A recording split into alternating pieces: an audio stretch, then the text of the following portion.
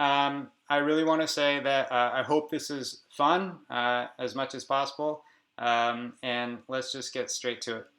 So the first thing that I want to talk about is school communication. I have been super, super impressed by the families and the way that they communicate with me and the way they've communicated with the school. We're most effective when we're a team, and I have felt like every single email or phone call I've had with families and parents and guardians has been just like a mutually beneficial respect that goes both ways. A lot of this presentation, I'm actually going to talk to you from the perspective of a parent because I'm actually a parent in the district as well. So I get a lot of communications from this school. I get emails, I get phone calls. We actually have a little joke in our family on Friday night at 6 p.m. while we're eating dinner. The phone goes off. I'm like, oh, it's K Middle School. Uh, and we just kind of know what that is. And what I want to say is that I sometimes feel overwhelmed by the amount of communication coming from the school, especially during distance learning. But I have found that that school communication is incredibly valuable. And so I try my hardest. I set goals for myself to read emails from teachers and to I actually read the principal's message because I read faster than I listen. So I get it in email, but sometimes I'll listen to the voicemail. But the principal's message oftentimes has stuff that's really, really important. And whenever I'm done with it, I'm like, oh, I'm so glad I did that. It's a little bit like sometimes, I don't want to go do my exercise or work out, but I get myself to do it. And then after I do it, I think, oh, I'm so glad I did that. So school communication is hard to keep up with, but I just want to congratulate you if you are keeping up with it. And if it's hard to keep up with, like it is for me, I'm going to send some more encouragement to you to continue to do that. I was talking with my wife because we're both teachers. She's a teacher at Washington Elementary School. We were talking about the heroism of families. And one of the things that was sort of like an example that my wife brought up to me was a family that she was so impressed with. It was a fifth grade family. And what they had done is they had set up a daily schedule for their child.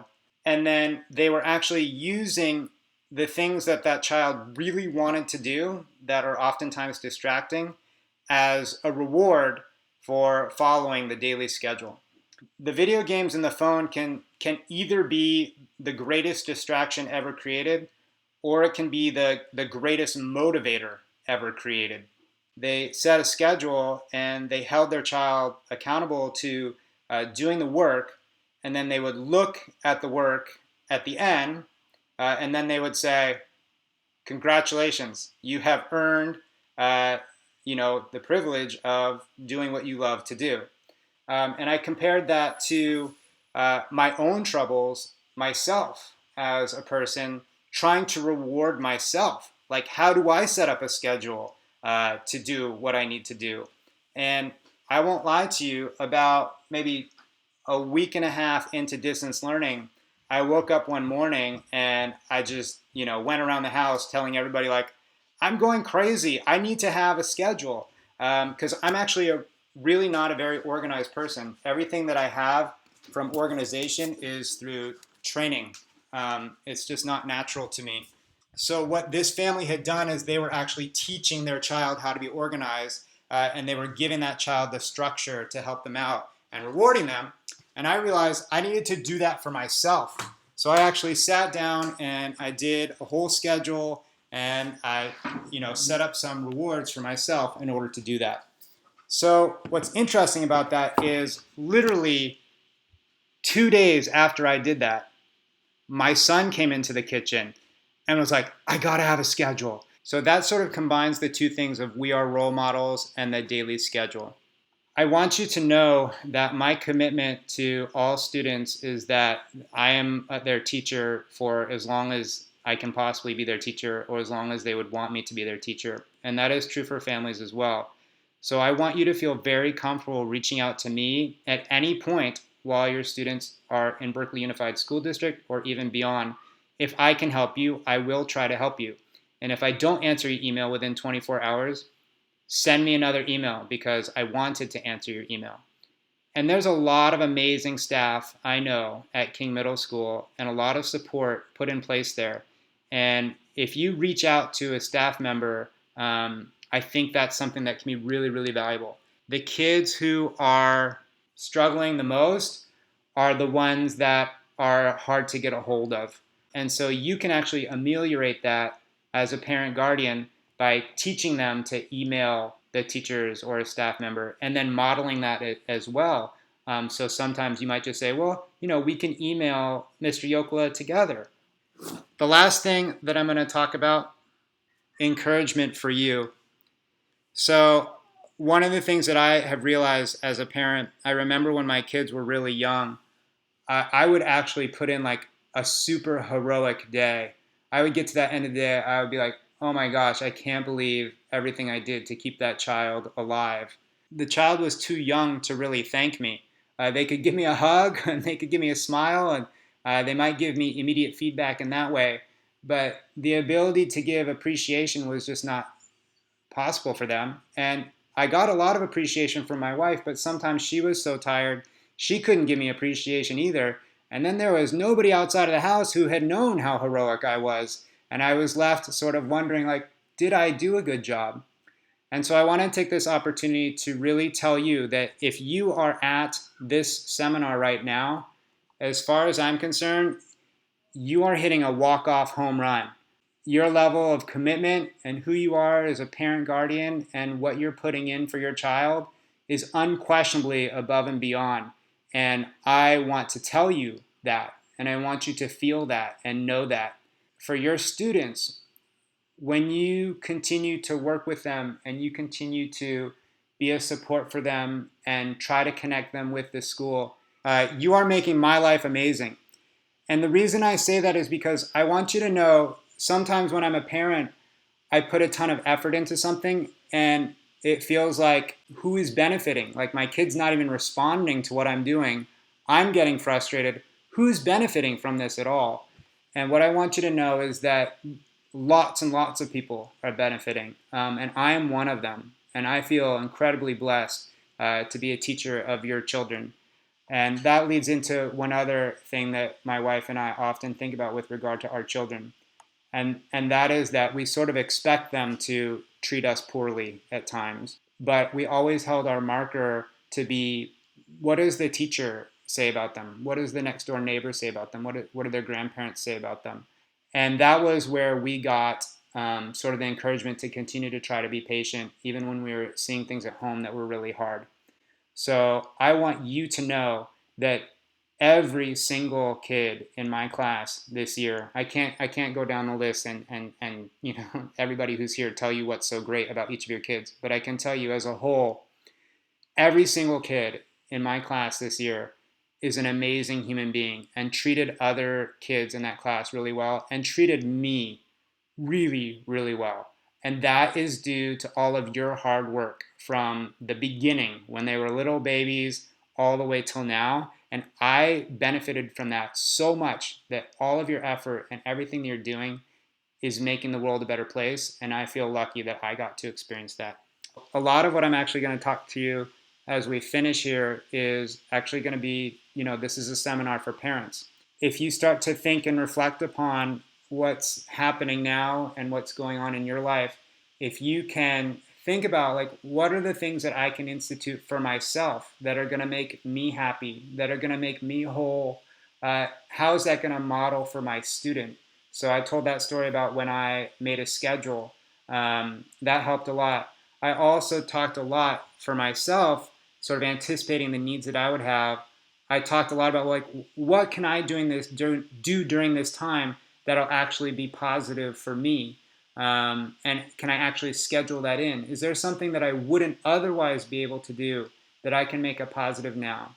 And so for me, that ended up being daily meditation, making sure I got exercise each day, and then practicing the ukulele a little bit. And then I've been treating myself by having lunch with my family each day. So those were things that I could look forward to.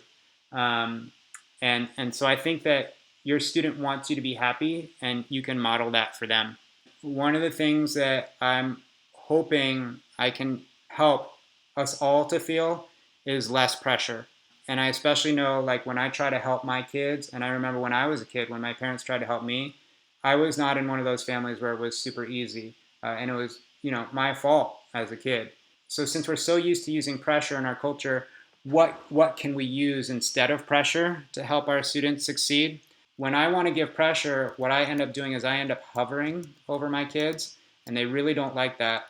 So what I have found is that instead of hovering, if I can have common sense consequences where there's no emotion attached to it, like I'm not in a power struggle with them, but I'm just saying, like, if you don't do this, then this is going to happen, and they know it and it makes sense to them, then that's much better than me hovering over them. The last thing I'm going to do before I show you a quick video is to let you know that when I think about what do kids care about, I've read a lot of writing.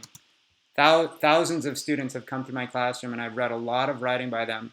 And when I ask them what they care about, over and over again, their answer is this. So I just want you to know that whatever experience you're having with your student at any given time, the base almost every child has is an incredible love for their family.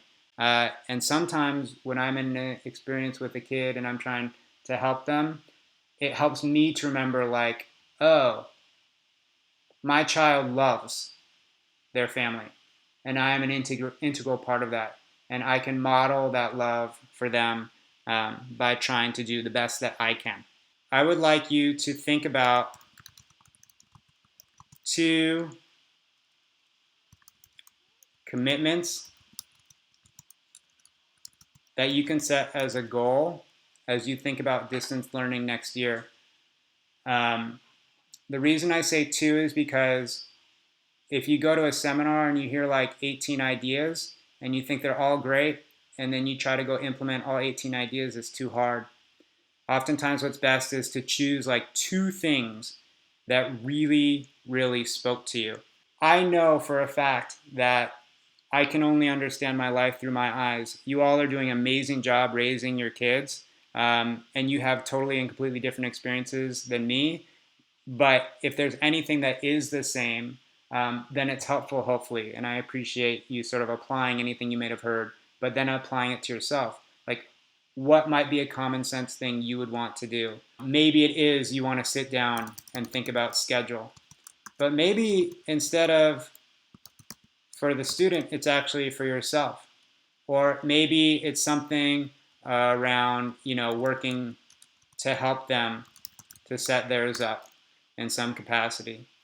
Maybe it is something around common sense consequences that you want to try to set up with your student. Maybe it is something around, a daily check-in. Maybe it's something around how you want to model getting exercise or meditation or something else that's a hobby for you so that you find release. And then I'm going to leave you with the last thing that happened in my house. I was sort of losing it one week, and what I realized was I wasn't seeing my wife enough. We were home all the time together, but our kids were constantly there. And so it felt like we were together, but I actually wasn't getting any of her attention. And so I actually ended up scheduling some partner time with her, and that was helpful. Now that's something that's very specific to me that I needed. So as you start to think about ideas for what you might like to do, email me. Let me know 2 commitments that you might have as a goal, and know that I'm not going to be judgmental in any way, shape, or form. I'm only going to encourage you.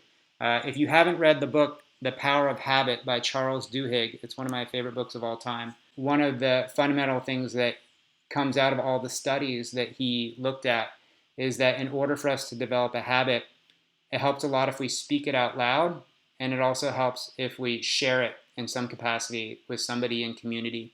I'm going to show you this one video that I think is the most clear thing that you can do on a daily basis to help your student with academics.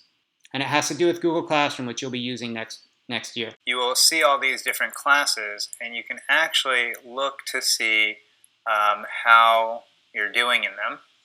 So I actually like to go to the classwork section. You always start in the stream. I like to go to the classroom work section. I think that's my favorite section. And in the classwork section, you will see all the assignments that have been posted and when they were due. Then in the classwork section, there's this really cool thing right here. If you click on View Your Work, this is for my daughter, for her science class, you can see that she's got these things here, and this is what this means. So this is the assignment that's right now. There are 2 due on June 8th, and it's open right now. It's assigned right now, okay? Then here, this assignment, the week of 5/26, you can see this right here means that there's been a comment, which means that the teacher had it to my daughter. And then here, this means there's an attachment as well in the assignment. And then this is when it was due, and this is the grade that your student got. So you can go through and you can see all the different assignments that have happened, and you can see how your student has done and just do a quick visual check on that. And you can see when it was due. So here, sometimes also it tells you whether it was turned in late or not turned in. Sometimes there's not a grade. If it's just a check mark, that means they didn't give a number grade. So these are all really good things, and I wanted to show you how to do that.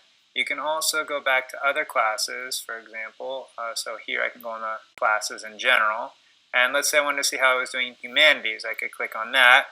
Again, I want to go to the classwork tab. And then I really like the View Your Work tab. So this says when it's due, and it's just waiting for the teacher to grade it. And this one, as you can see, also then there's assignments in terms of how many points they got. And then here you'll see there's comments here. So these are comments that are made from the teacher to my daughter, and you can see that they are going back and forth. So that's one way that teachers and students can communicate, is by comments there. Again, just to show you in this thing, if you start at the classes here, you can click on any class, and you can look at what assignments. You can go to the classwork string. You can go to the View Your Work. I love the View Your Work tab.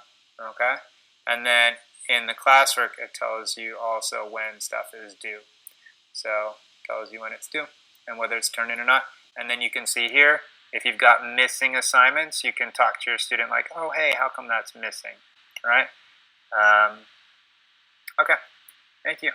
So if I was to give you like one super common sense, like, hey, I just want to navigate the way to do distance learning, it would be, okay, my child loves to play video games. I'm going to say every day at 4:30, I'm going to go into your Google Classroom with you.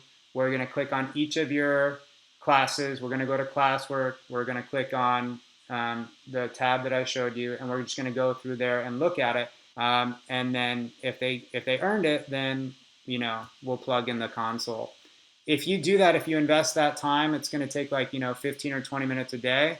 If you invest that time, I'm pretty sure you'll save yourself time on the back end when later on there's potentially conflict if the kid's not doing their work. But if you can help them establish that pattern now, you're going to be doing them a huge favor for the rest of their lives. And I would like to look at this time of distance learning as a time when a lot of kids are knocking it out of the park and learning something so powerful that they can apply for the rest of their lives.